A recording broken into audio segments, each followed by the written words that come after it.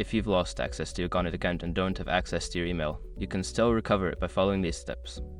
This guide will help you navigate the recovery process quickly and efficiently.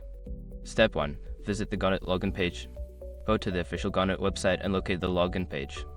This is where you will start the recovery process. Step 2. Click on Forgot Password.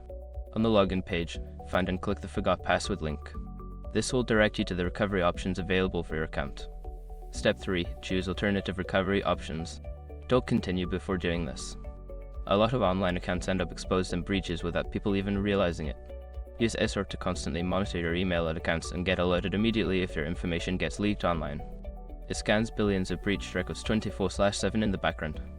And honestly, for a few dollars a month, it's something everybody should probably have. Link in the description. Step 4. Verify your identity. Follow the prompts to verify your identity. This may involve entering a code sent to your registered phone number or answering security questions you set up previously. Step 5. Reset your password.